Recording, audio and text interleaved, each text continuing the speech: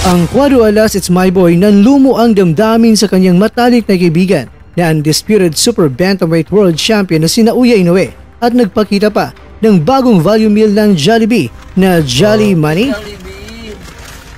Wow, bago lang. Alexander Usyk, tinanghal na bagong undisputed heavyweight world champion. Pero Tyson Fury, hindi nagustuhan ang naging resulta ng laban nila. Dapat daw siya ang naging panalo at may duda pa siya na may taong pasimulo nito kaya siya ay natalo. Ito po ang mga nilalaman ng ating kwentuhan, kaya tara, kwentuhan na!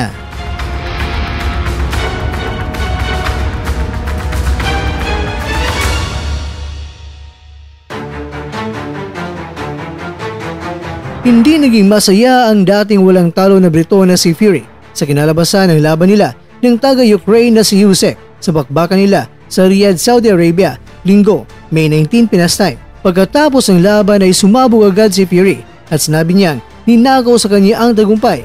Ayon kay Fury, naniniwala siya na siya talaga ang nanalo sa laban, bagamat aminado siya na may mga rounds na naipanalo ni Usyk pero ang majority ng mga rounds ay kanyang naipanalo.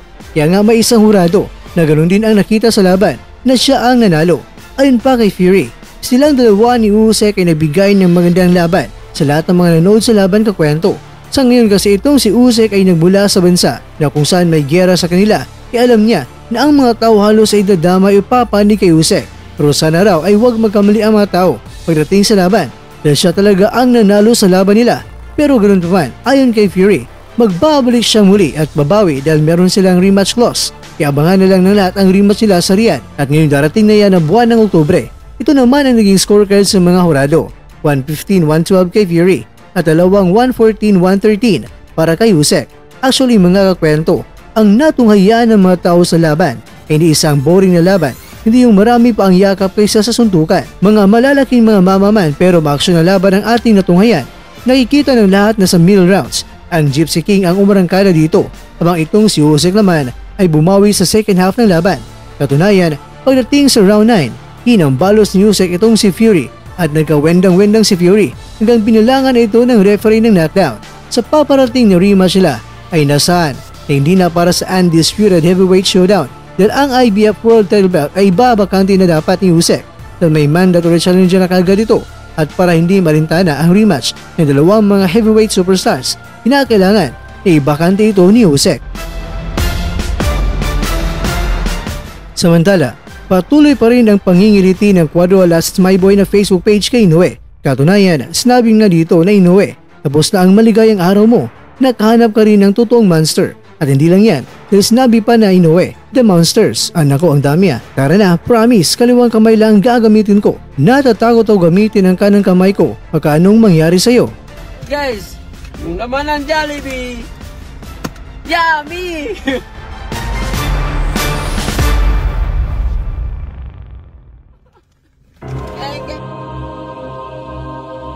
Mga kwento, meron akong sasabihin sa inyo mga mari at pare.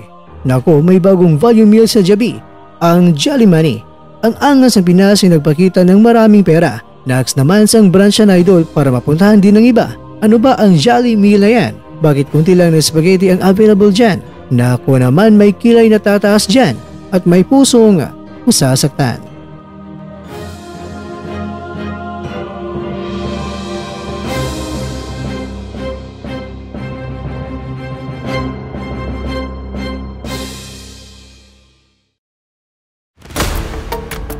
So guys, nandito na tayo at may Jollibee pa tayo, pabaon. So yun guys, Jollibee. So kakain tayo sa Jollibee guys. Natin. Wow, ang bango ng Jollibee. Wow, Jollibee. Sana all may Jollibee.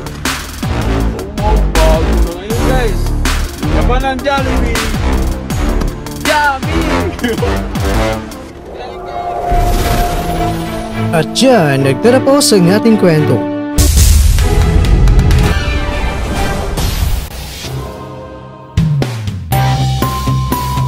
Maraming salamat mga kakwento sa inyong panunood. Pero baka naman mga kakwento ay nagustuhan niyo po ang kwento natin ngayon. Baka pwede niyo po ako mabigyan dyan ng like, subscribe at pa-click na rin sa bell button. Pero bago tayo tatapos mga kwento ay syempre, shoutout po muna tayo dyan sa ating mga kakwento. Kakakwentong Ford Margate, kakakwentong McRoy Land Simon, kakakwentong Sunday Hanapin, kakakwentong Vince Smoke, at kakakwentong nanonood yung shoutout siya dyan. Bueno, hanggang dito po muna ang ating kwentuhan at abangan lang po ating susunod na video. At dito lang po yan sa isang channel na kung saan maaring ito'y mga kwentong di pa na kwento sa inyo.